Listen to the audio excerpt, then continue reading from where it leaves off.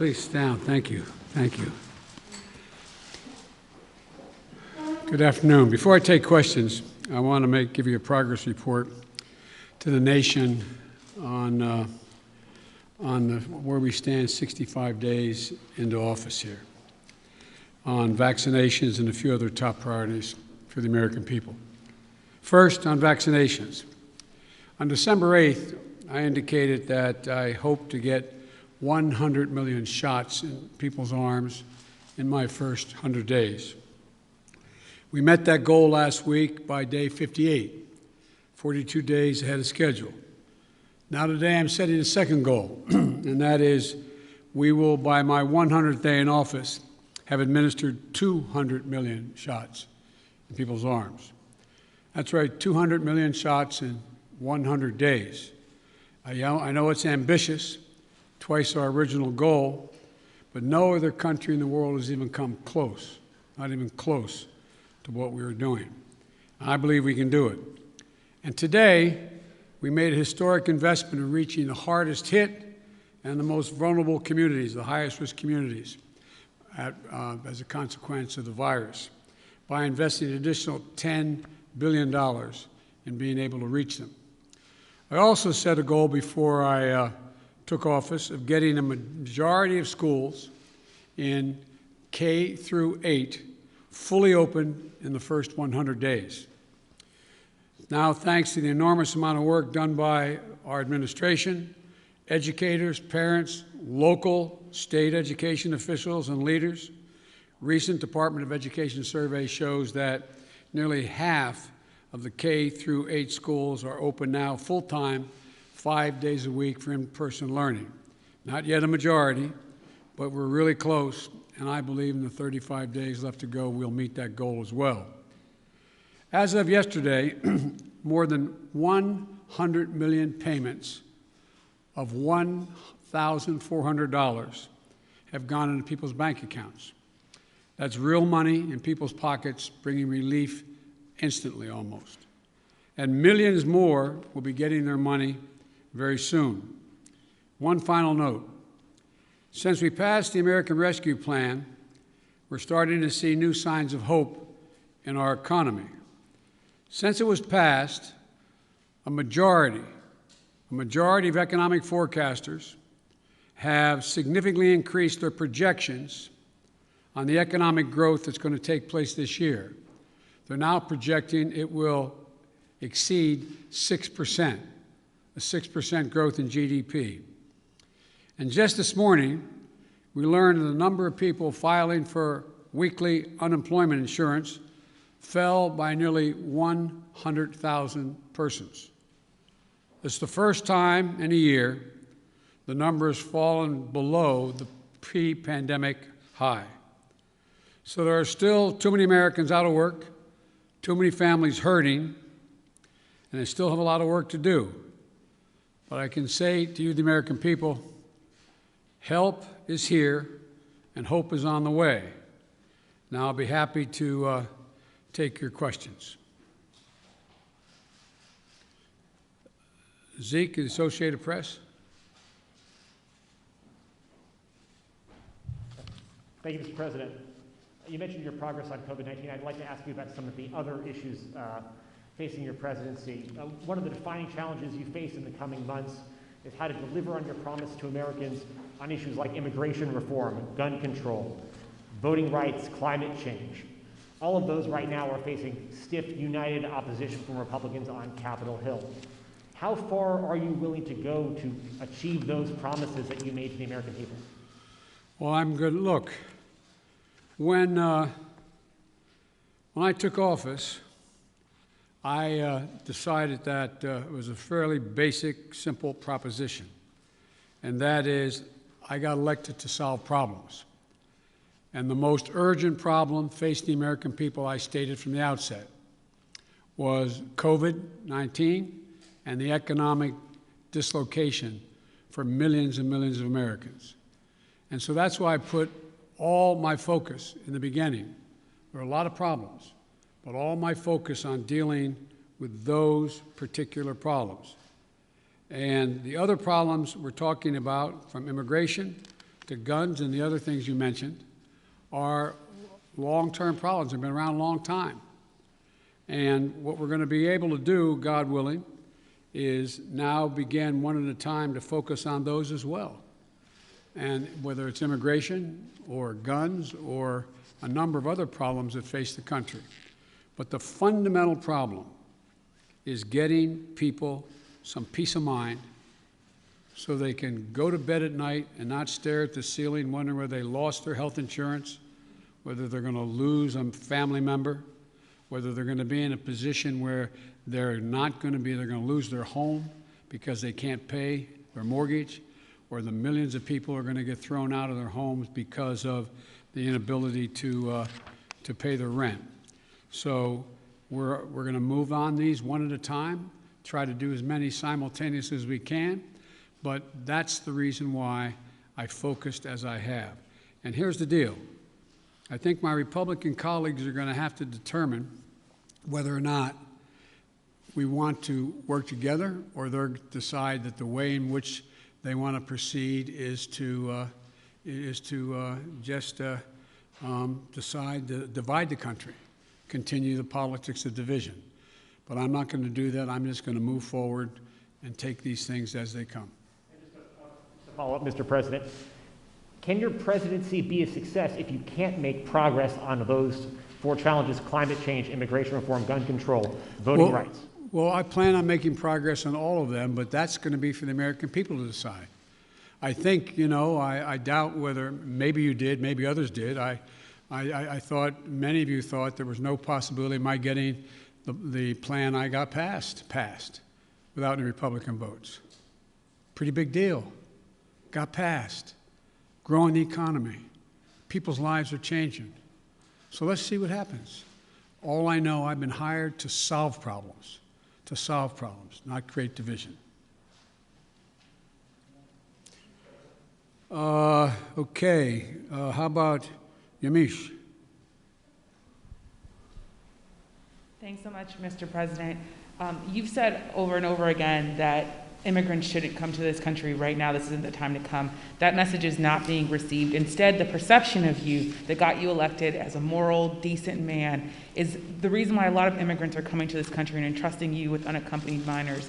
How do you resolve that tension? And how are you choosing which families can stay and which can go, given the fact that even though with Title 42, there are some families that are staying? And is there a timeline for when we won't be seeing these overcrowded facilities run by CPB when it comes to unaccompanied minors?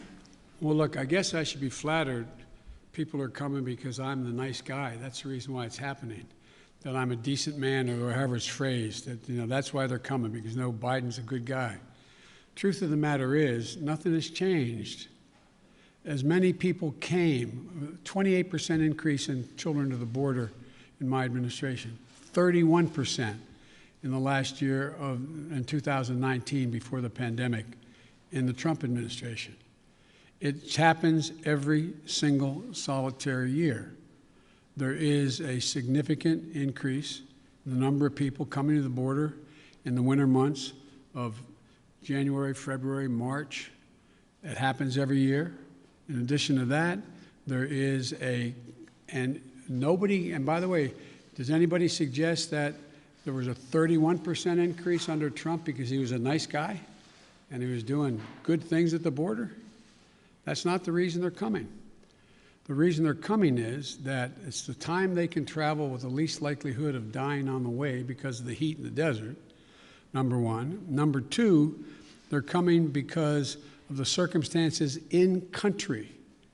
The way to deal with this problem, and I started to deal with it back when I was a United States Vice President, putting together a bipartisan plan of over $700 million to do with the root causes of why people are leaving. What did Trump do? He eliminated that funding. He didn't use it. He didn't do it. And in addition to that, what he did, he dismantled all the elements that exist to deal with what had been a problem and has been continued to be a problem for a long time. He, in fact, shut down the number of beds available. He did not fund HHS to get people, to get the children out of those Border Patrol facilities where they should not be and not supposed to be more than a few days, a little while. But he dismantled all of that. And so what we're doing now is attempting to rebuild the system that can accommodate what is happening today. And I'd like to think it's because I'm a nice guy, but it's not. It's because of what's happened every year. Let me say one other thing on this. If you take a look at the number of people who are coming, the vast majority, the overwhelming majority of people coming to the border and crossing are being sent back, Thousands, tens of thousands of people who are over 18 years of age and single people, one at a time coming, have been sent back, sent home. We're sending back the vast majority of the families that are coming. We're trying to work out now with Mexico their willingness to take more of those families back. But that's what's happening. They're not getting across the border. And those who are coming across the border who are unaccompanied children, we're moving rapidly to try to put in place what was dismantled, as I said. For example, of all the children who are coming across the border, over 70% are either 16 or 17 years old. We're not talking about people ripping babies from mothers' arms or little 3-year-olds standing on the border. Less than, I think it's 1.5% fall in the category of the very young. So what we're doing is we're providing for the space, again, to be able to get these kids out of the Border Patrol facilities, which no child, no one should be in any longer than 72 hours. And today, I went to, for example, I used all the resources available to me, went to the Defense Department, and the Secretary of Defense has just made available Fort Bliss, 5,000 beds, be immediately available, 5,000 beds in the Texas border. So we're building back up the capacity that should have been maintained and built upon, that Trump dismantled. It's going to take time. And the other thing we're doing, I might add, am I giving you too long an answer? Because if you don't want the detail. No, but I mean, I don't know how much detail you want about immigration. Maybe I'll stop there and finish. My follow-up question is, one, if you could talk a little bit about which families, why they're being allowed to stay, what the families that are being allowed to stay, why they're being allowed to stay. In addition to that, when it comes to the filibuster, which is what Zeke was asking about, there's immigration is a big issue, of course, when it related to the filibuster, but there's also Republicans who are passing bill after bill trying to restrict voting rights. Chuck Schumer is calling it an existential threat to democracy. Why not back a filibuster rule that at least gets around issues including voting rights or immigration? Jim Clyburn, someone, of course, who you know very well, has backed the idea of a filibuster rule when it comes to civil rights and voting rights. Well, look, I'm going to deal with all of those problems. The question is the priorities as they come and land on my plate. Let's go to the first question you asked, the first of the second questions you asked, and that is, what about dealing with families? Why are not some not going back? Because Mexico is refusing to take them back. They're saying they won't take them back, not all of them. We're in negotiations with the President of Mexico. I think we're going to see that change. They should all be going back, all be going back. The only people we're not going to let sitting there on the other side of the Rio Grande by themselves with no help are children. And what we're doing there, and it's an important point to understand. I know you understand it. I don't mean to say it that way. An important point to focus on. The vast majority of people under the age of 18 coming to the United States come with a telephone number on a wristband, or come with a telephone number in their pocket in the United States. A mother, a father, a close relative, a grandmama or grandpa. What was happening before is it's taking literally weeks and weeks and maybe even months before anybody pick up the phone and call to see if there really was someone there. Well, we've set up a system now where within 24 hours there's a phone call made as that child crosses the border. And then a verification system being put in place as of today to determine quickly whether or not that is a trafficker being called or that is actually a mom, a dad, and or a close relative. They're establishing that right off the bat. If it in fact is mom or dad, dad says, to take the extreme case, I got a birth certificate. Then guess what? We're getting that kid directly to that parent immediately.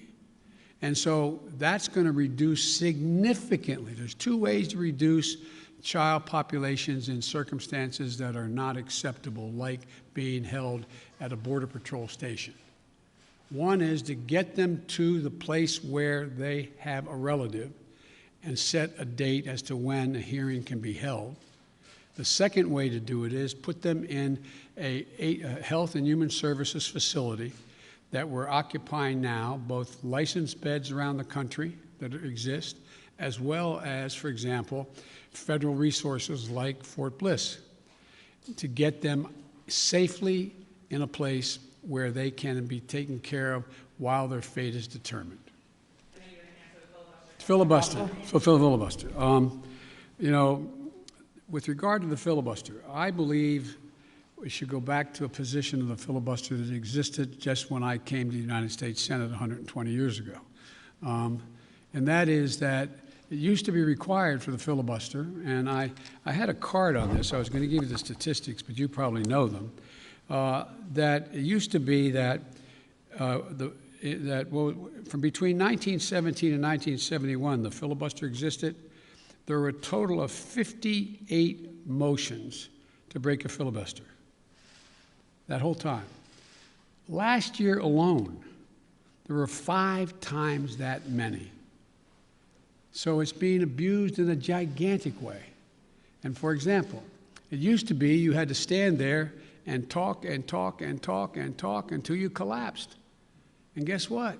People got tired of talking and tired of collapsing. Filibusters broke down and we were able to break the filibuster, get a quorum and vote.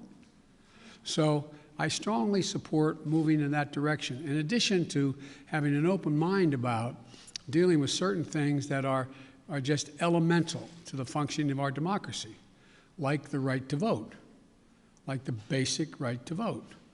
We've amended the filibuster in the past. But here's the deal. As you've observed, I'm a fairly practical guy. I want to get things done. I want to get them done consistent with what we promised the American people. And in order to do that, in a 50-50 Senate, we've got to get to the place where I get 50 votes so that the Vice President of the United States can break the tie, or I get 51 votes without her. And so I'm going to say something outrageous. I have never been particularly poor at calculating how to get things done in the United States Senate. So the best way to get something done, if it holds near and dear to you that you like to be able to, anyway, we're going to get a lot done. And if we have to, if there's complete lockdown and chaos as a consequence of the filibuster, then we'll have to go beyond what I'm talking about. Okay, hang on. Sorry. Oh, Ms. Kim. Thank you, Mr. President.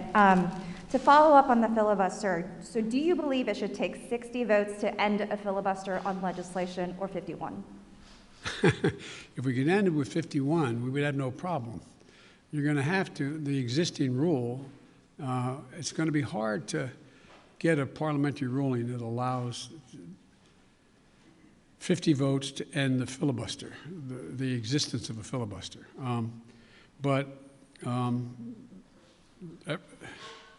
It's not my expertise in what the parliamentary rules and how to get there are, but our preoccupation with the filibuster is totally legitimate. But in the meantime, we got a lot we can do while we're talking about what we're going to do about the filibuster. Let me get here. Okay. Cecilia Vega. I'd like to circle back to immigration, please.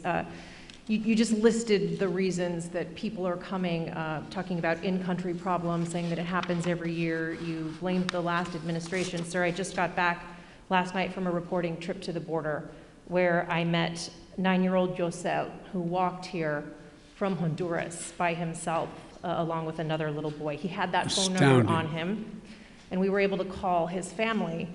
His mother says that she sent her son to this country because she believes that you are not deporting unaccompanied minors like her son. That's why she sent him alone from Honduras. So, sir, you blame the last administration, but is your messaging in saying that these children are and will be allowed to stay in this country and work their way through this process, encouraging families like Josel's to come? Well, look,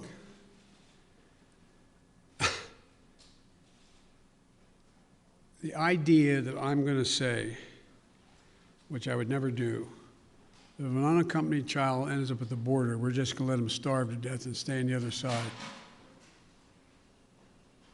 No previous administration did that either, except Trump. I'm not going to do it. I'm not going to do it. That's why I've asked the Vice President of the United States yesterday to be the lead person on dealing with focusing on the fundamental reasons why people leave Honduras, Guatemala, El Salvador in the first place. It's because of earthquakes, floods. It's because of lack of food. It's because of gang violence. It's because of a whole range of things that when I was vice president had the same obligation to deal with unaccompanied children. I was able to get it slowed up significantly by working with the heads of state of those communities to do things like in one of the major cities, the reason people were leaving is they couldn't walk the street because their kids were getting beat up or shot or gang violence. Well, what I was able to do is not give money to the head of state because so many are corrupt, but I was able to say, okay, you need lighting in the streets to change things? I'll put the lighting in. We got a contractor. We got the type of lighting. We paid directly to the contractor, did not go through the government. And violent crime significantly was reduced in that city. Fewer people sought to leave. When this hurricane occurred, the 2 hurricanes, instead of us going down and helping in a major way so that people would not have a reason to want to leave in the first place because they didn't have housing or water or sustenance, we did nothing. We're going to do a lot in our administration. We're going to be spending that $700+ million a year to change the life and circumstances of why people leave in the first place. That mother did not sit around on the kitchen table and say, you know, I got a great idea. Way I'm going to make sure my son gets taken care of is I'm going to put how old was he or she? He's 9. I also met a 10-year-old. A 9-year-old. I'm going to send him on a 1,000-mile journey across the desert and up to the United States because I know Joe Biden's a nice guy and he'll take care of him. What a desperate act to have to take. The circumstances must be horrible. So we can do something about that. That's what the vice president's going to be doing, what I did. When President Obama asked me to come and deal, I was in Turkey at the time. He said, you got to come home and take care of this. So we put together a plan, and it had an impact. And so the question here is how we go ahead and do this, what we do. There's no easy answer. Quick follow, if I may. Do you want to see these unaccompanied minors staying in this country, or should they be deported eventually? Well, the judgment has to be made whether or not, in this young man's case, he has a mom at home. There's an overwhelming reason why he'd be put in a plane and flown back to his mom.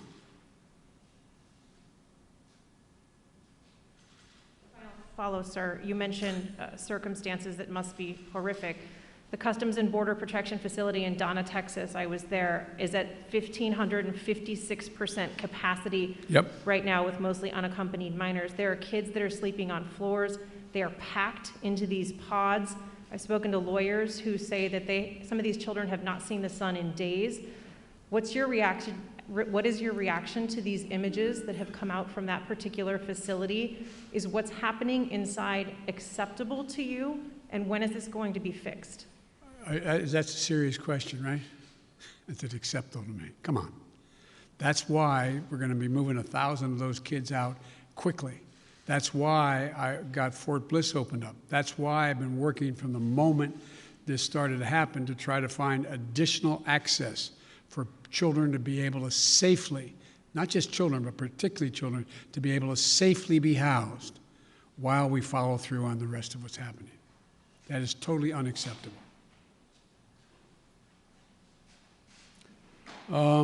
Ken.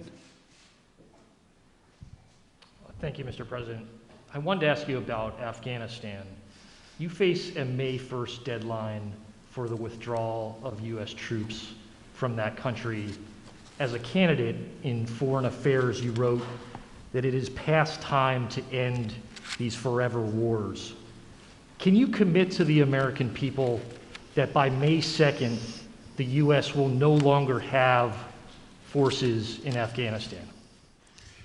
The answer is that it's going to be hard to meet the May 1 deadline. Just in terms of tactical reasons, it's hard to get those troops out. So what we've been doing, what I've been doing, and what Secretary Blinken has been doing, we've been meeting with our allies, those other nations that have NATO allies who have troops in Afghanistan as well. And if we leave, we're going to do so in a safe and orderly way.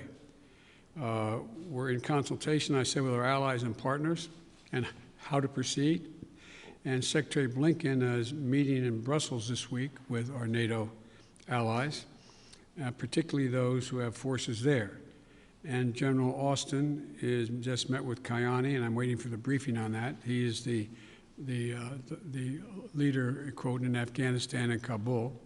And there's a UN-led process that's beginning shortly on how to mechanically get people, how to end this war. But it is not my intention to stay there for a long time. But the question is, how and in what circumstances do we meet that agreement that was made by President Trump to leave under a deal that looks like it's not being able to be worked out to begin with? How's that done? But we are not staying a long time. You just said if we leave. Do you think it's possible that we will leave? The question is when we leave. Do you believe, though, it's possible we could have troops there next year? I can't picture that being the case.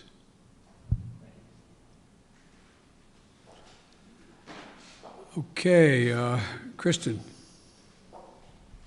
Thank you very much, Mr. President. Given the conditions that were just laid out at the migrant facilities at the U.S. border, will you commit to allowing journalists to have access to the facilities that are overcrowded moving forward? I will commit when my plan very shortly is underway to let you have access to not just them, but to other facilities as well. How soon will journalists be able to have access to the facilities? We've obviously been allowed to be inside one, but we haven't seen the facilities in which children are packed together to really give the American people a chance to see that. Will you commit to transparency on this issue? I will commit to transparency, and as soon as I am in a position to be able to implement what we're doing right now. And one of the reasons I haven't gone down, all my chief folks have gone down, is I don't want to become the issue. I don't want to be, bringing all the Secret Service and everybody with me to get in the way. So this is being set up, and you'll have full access to everything once we get this thing moving. Okay, just to be clear, how soon will that be, Mr. President? I don't know, to be clear. Responsibility for everything that's happening at the border now. I hear you talking a lot about the past administration. You decided to roll back some of those policies. Did you move too quickly to roll back what? I'm sorry? Policies. Did you move too quickly to roll back some of the executive orders of your predecessor? First of all the policies that are underway were not helping at all. Did not slow up the amount of immigration and as many people coming. And rolling back the policies of separating children from their mothers. I make no apology for that. Rolling back the policies of remain in Mexico, sitting on the edge of the Rio Grande in a muddy circumstance with not enough to eat. I make no apologies for that. I make no apologies for ending programs that did not exist before Trump became president, that have an incredibly negative impact on the law, international law, as well as on human dignity. And so I make no apologies for that. To ask you about foreign policy, Mr. President. Overnight, we learned that North Korea tested 2 ballistic missiles. What, if any, actions will you take, and what is your red line on North Korea? Let me say that, number one, UN Resolution 1718 was violated by those particular missiles that were tested, number one. We're consulting with our allies and partners, and there will be responses if they choose to escalate. We will respond accordingly. But I'm also prepared for some form of diplomacy, but it has to be conditioned upon the end result of denuclearization. So that's what we're doing right now, consulting with our allies. Just very quick follow-up. You only got another hour now, okay? Diplomacy, can you define what you mean? And former President Obama warned the incoming President Trump that North Korea was the top foreign policy issue that he was watching. Is that how you assess the crisis in North Korea? Yes. Okay, hang on a second here. Kristen, Nancy, CBS. Thank you very much, Mr. President. I want to go back to voting rights. And as Yamiche mentioned, Republican legislatures across the country are working to pass bills that would restrict voting, particularly Democrats fear impacting minority voters and young voters, the very people who helped to get you elected in November. Are you worried that if you don't manage to pass voting rights legislation, that your party is going to lose seats and possibly lose control of the House and the Senate in 2022? What I'm worried about is how un-American this whole initiative is. It's sick. It's sick. Deciding in some states that you cannot bring water to people standing in line, waiting to vote. Deciding that you're going to end voting at 5 o'clock when working people are just getting off work. Deciding that there will be no absentee ballots under the most rigid circumstances. It's all designed, and I'm going to spend my time doing 3 things. 1, trying to figure out how to pass the legislation passed by the House, number 1. Number 2, educating the American public. The Republican voters I know find this despicable. Republican voters, the folks out in outside this White House. I'm not talking about the elected officials. I'm talking about voters. And so I'm convinced that we'll be able to stop this because it is the most pernicious thing. This makes Jim Crow look like Jim Eagle. I mean, this is gigantic, what they're trying to do. And it cannot be sustained. And do everything in my power, along with my friends in the House and the Senate, to keep that from becoming the law. Is there anything else you can do about it besides passing legislation? The answer is yes, but I'm not going to lay out a strategy in front of the whole world and you now. And then on a related note, have you decided whether you are going to run for re-election in 2024? You haven't set up a re-election campaign yet, as your predecessor had by this time. My predecessor needed to. My predecessor. Oh, God, I miss him. No, the answer is yes. My plan is to run for re-election. That's my expectation. And then on one other note, on bipartisanship, your old friend, Mitch McConnell, says you have only spoken to each other once since you took office, and that you have moved far left since taking office. Do you see it the same way he does? Have you rejected bipartisanship? No, I haven't at all. I've been meeting. When's the last time a president invited the opposite party down at least a half a dozen times to talk about issues, everything from how we work. We're working with a group of 20 members of the Senate right now and House on how we reestablish our ability to make computer chips, and how we get ahead of the game, how we can work together. We're working together on a bunch of things. But look, I know Mitch well. Mitch knows me well. I would expect Mitch to say exactly what he said.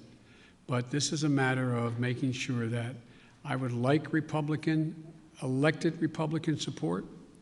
But what I know I have now is I have electoral support from Republican voters. Republican voters agree with what I'm doing. And so unless Mitch says the last thing I did, this last piece of legislation, is so far left, well, then he ought to take a look at his party. Over 50% of them must be over that edge as well, because they support what I did. Okay, where am I here? Let me see. Caitlin? Thank you very much, Mr. President. I have a question for you, but first, I'd like to follow up on a question from Yamiche, and that's on the filibuster. That counts as a question, but go ahead. Okay, I'll make it quick. It's a quick question. You can. Regarding the filibuster, at John Lewis's funeral, President Barack Obama said he believed the filibuster was a relic of the Jim Crow era. Do you agree? Yes. If not, why not abolish it if it's a relic of the Jim Crow era?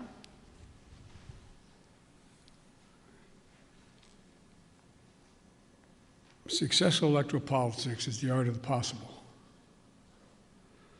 Let's figure out how we can get this done and move in the direction of significantly changing the abuse of even the filibuster rule first. It's been abused from the time it came into being by an extreme way in the last 20 years. Let's deal with the abuse first. You're moving closer to eliminating the filibuster. Is that correct? I answered your question. You also just made some news by saying that you are going to run for re-election. I said that is my expectation. So is that a yes, that you are running for re-election? Look, I don't know where you guys come from, man. I've never been able to travel. I'm a great respecter of fate. I've never been able to plan 3.5 years ahead for certain. And if you do run, will Vice President Harris be on your ticket? I would fully expect that to be the case. She's doing a great job. She's a great partner. She's a great partner. And do you believe you'll be running against former President Trump? Oh, come on. I don't even think about it. I have no idea. I have no idea whether there'll be a Republican Party. Do you? I know you don't have to answer my question, but I mean, do you? I mean, look, this is the way I view things. I become a great respecter of fate in my life. I set a goal of that's in front of me to get things done for the people I care most about, which are hard-working, decent American people who really having it stuck to them. I want to change the paradigm. I want to change the paradigm. We start to reward work, not just wealth. I want to change the paradigm. If you notice, didn't you find it kind of interesting that my Republican friends were worried about that the cost and the taxes that had to be had, if there is any tax to be had as they talk about it, in dealing with the act that we just passed, which puts money in people's pockets, ordinary people? Do you hear them complain when they passed close to $2 trillion Trump tax cut, 83% going to the top 1%? Do you hear them talk about that at all? I love the fact that they found this whole idea of concern about the federal budget. It's kind of amazing. When the federal budget is saving people's lives, they don't think it's such a good idea. When the federal budget is feathering the nest of the wealthiest Americans, 90 of the Fortune 500 companies making billions of dollars, not paying a cent in taxes, reducing taxes to the point that people who are making, if you're a husband and wife, a school teacher, and a cop, you're paying at a higher rate than the average person making $1 billion a year is. Something's wrong. Their newfound concern I'm concerned, look, I meant what I said when I ran, and a lot of you still think I'm wrong, and I respect that. So I'm running for 3 reasons. To restore the soul, dignity, honor, honesty, transparency to the American political system. 2, to rebuild the backbone of this country, the middle class, hardworking people and people struggling to get in the middle class. They built America, and unions built them. The 3rd reason I said I was running was to unite the country. And generically speaking, all of you said, no, you can't do that. Well, I've not been able to unite the Congress, but I've been uniting the country based on the polling data. We have to come together. We have to. So from my perspective, you know, it's, to me, it's about just, you know, getting out there, putting one foot in front of the other, and just trying to make things better for people. Just hard-working people. People get up every morning and just want to figure out how to put food on the table for their kids, be able to have a little bit of breathing room, being able to have, make sure that they go to bed not staring to the ceiling like my dad did, wondering whether, since he didn't have health insurance, what happens if mom gets sick or he got sick. These are basic things. Basic things. And I'm of the view that the vast majority of people, including registered Republicans by and large, share that same view, that same sense of what is, you know, what's appropriate. Justin Sink, Bloomberg. Thanks, Mr. President. I wanted to ask about your relationship with China now that you've been in office for a couple months. There's obviously the meeting in Alaska that was a little theatrical, and there's the continued human rights abuses. So today, I'm wondering, are you more likely than you were when you came into office to maintain tariffs on China? Are you considering banning imports of forced labor products? And would you consider cutting off U.S. investment or Chinese access to international payment systems? Well, look, they're each specifically legitimate questions, but they only touch a smidgen of what the relationship with China really is about. I've known Xi Jinping for a long time. Allegedly, by the time I left office as vice president, I had spent more time with Xi Jinping than any world leader had, because President Obama and the Chinese President Hu decided we should get to know one another, since it was inappropriate for the President of the United States to spend time with the Vice President of another country. But it was obvious he was going to become the new leader of China. So I spent hours upon hours with him alone with an interpreter, my interpreter and his, going into great detail. He's very, very straightforward. Doesn't have a democratic with a small d bone in his body, but he's a smart guy. He's one of the guys like Putin who thinks that autocracy is the wave of the future. Democracy can't function in an ever complex world. So when I was elected and he called to congratulate me, I think to the surprise of the China experts who were his people on the call as well as mine listening, we had a 2-hour conversation for 2 hours. And we made several things clear to one another.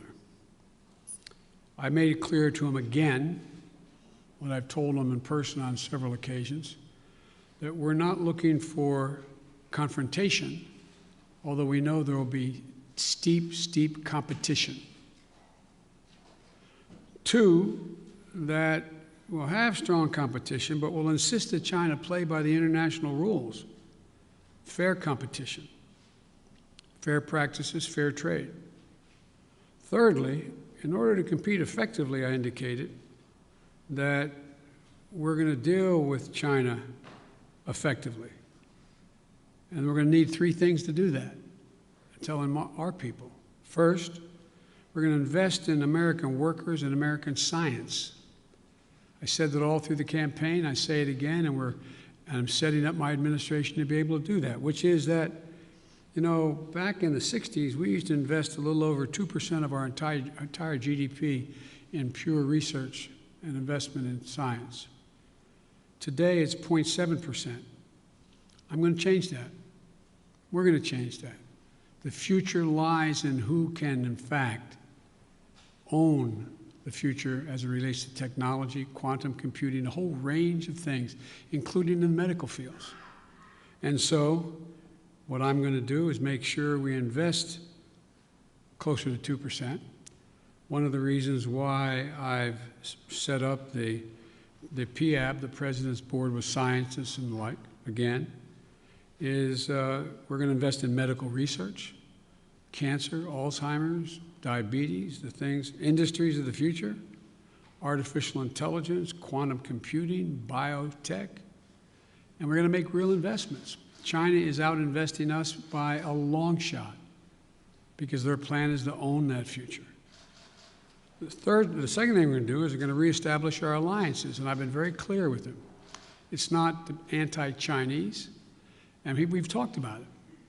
I want to make sure that, for example, later today, after this, as a matter of fact, shortly after this, which is fine, we're going close to an hour. I'm happy to go longer, but one of the things that I'm going to be doing, I'm going to be speaking with 27 heads of state in Europe.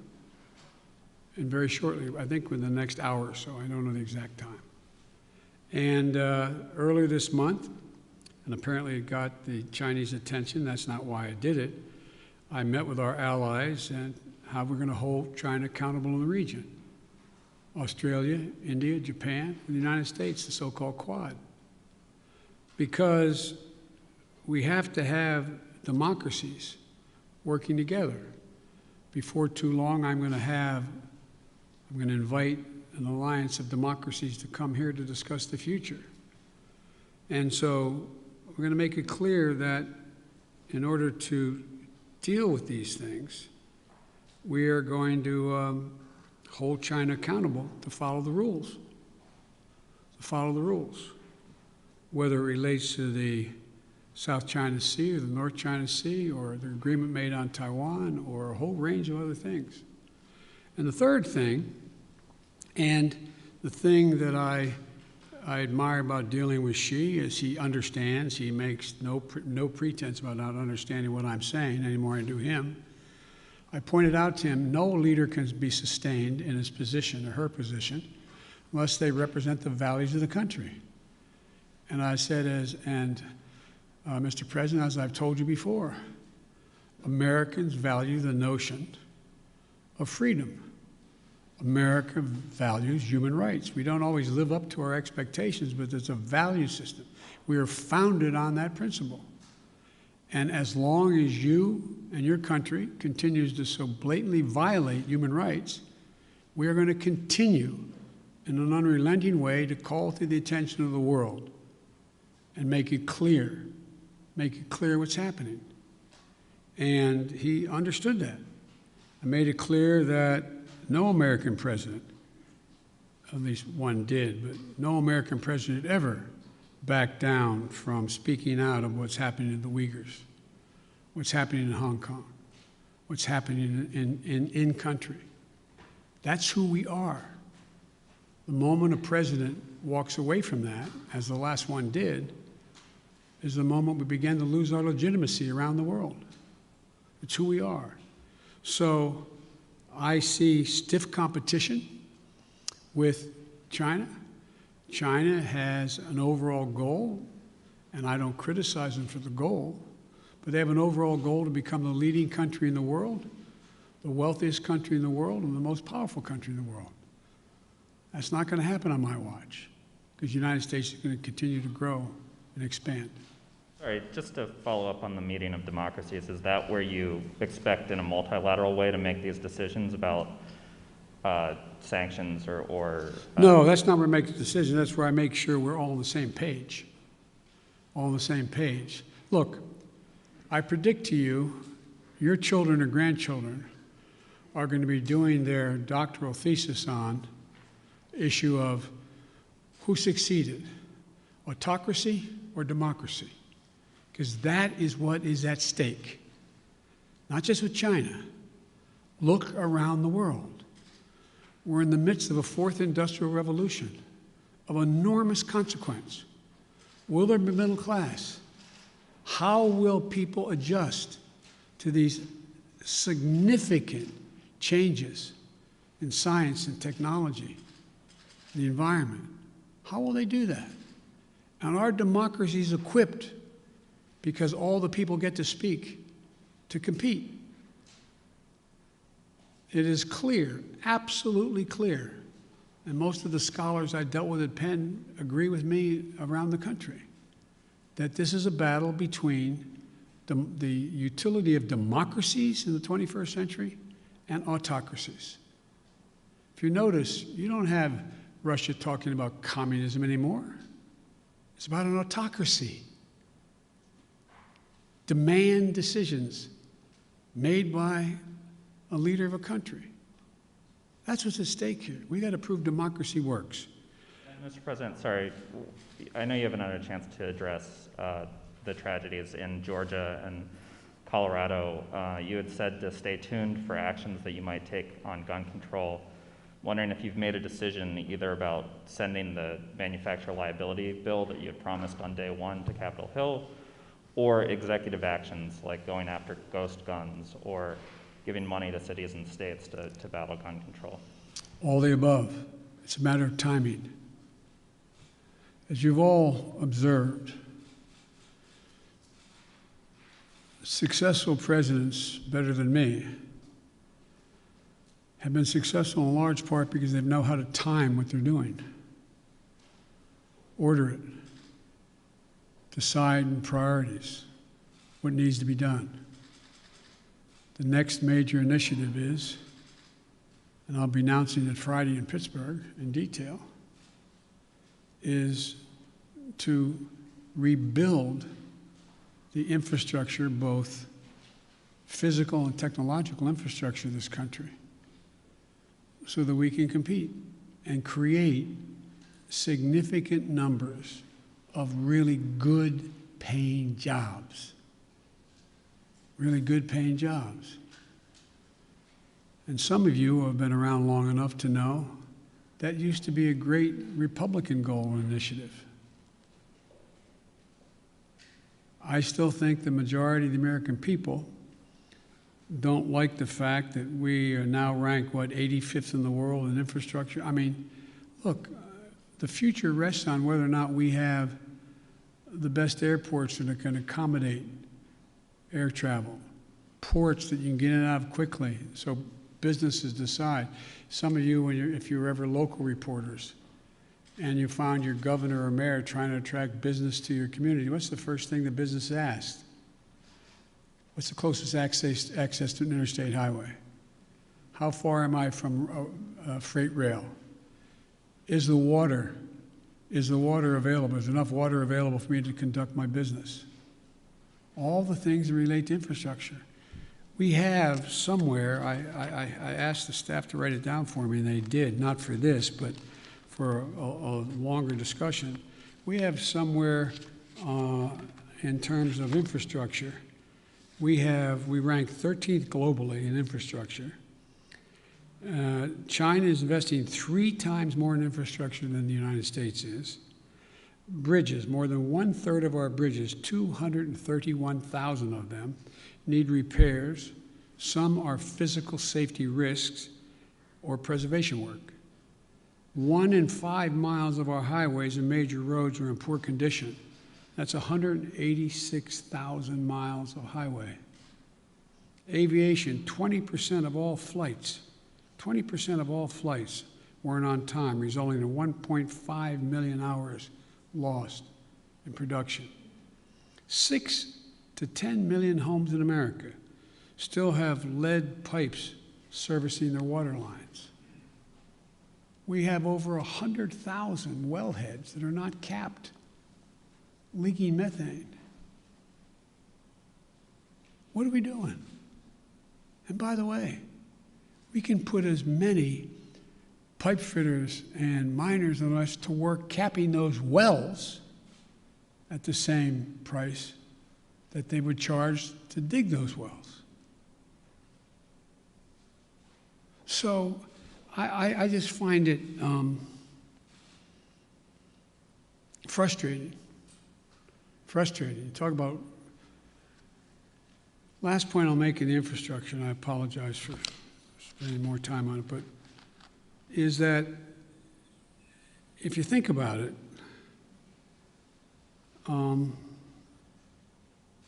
it's the place where we will be able to significantly increase American productivity, at the same time providing really good jobs for people.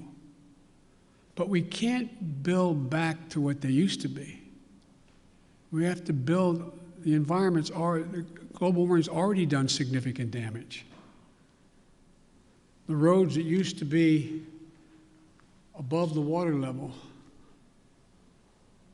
didn't have to worry about where the drainage ditch was. Now you got to rebuild them 3 feet higher because it's not going to go back to what it was before. Only get worse unless we stop it. There's so much we can do. Look at all the schools in America. Most of you live in the Washington area now, but in your hometowns, I don't know where you're all from. How many schools where the kids can't drink the water out of the fountain? How many schools are still in a position where there's asbestos? How many schools in America we're sending our kids to don't have adequate ventilation? How many homes, buildings, office complexes are wasting billions of barrels of oil over time because they can't hold in the heat or the air conditioning because it's leaks through the windows that are so porous and the connections? It's amazing. So there's so much we can do that's good stuff, makes people healthier, and creates good jobs. And I think that I got one more question here. And Janet from Univision. Thank you, Mr. President. We too have been reporting at the border, and just like Cecilia, we ran into a pair of siblings who came in on Monday, were detained by CBP, had the phone number for their mother who lives in the U.S. We have contacted the mother. That's the only way they know her kids are here, because CBP today, Thursday, has not contacted that mother. So when can we expect your promise of things getting better with contacting and expediting? Well, they're already getting better, but they're going to get real. They're going to a whole hell of a lot better real quick, or we're going to hear some people leaving. Okay? We can get this done. We're going to get it done. I had a long meeting with the entire team and several cabinet-level officers the other night. We're going to be moving within the next week over 100,000. I mean, 1,000 people out of the Border Patrol into safe, secure beds and facilities. We're going to significantly ramp up. We're already out there contacting everyone from getting some of the employees at HHS. There's a lot of them doing other things and move them into making those calls. We're in the process of rearranging and providing for the personnel needed to get that done. But I admire the fact that you were down there, you're making the calls yourself. It's real. The next thing that has to happen, though, as you well know, has to happen. There have to be some certitude that this is actually mom, dad, or whomever. And there's ways to do that. There's ways to do that, a little bit like determining whether or not you got the right code for your credit card. You know, what was your dog's name, kind of thing. I'm being a bit facetious, but not really. And also seeking harder data from DNA to birth certificates, which takes longer. So I want to do this as quickly, as humanly possible, and as safely as possible. As you well know, treating the root causes in Latin America doesn't change things overnight. How do you realistically and physically keep these families from coming to the U.S. when things will not get better in their countries right away? Well, I can't guarantee that, but I know, you know, that old thing, the journey of 1,000 miles starts with the first step. You know as well as I do. You cover it.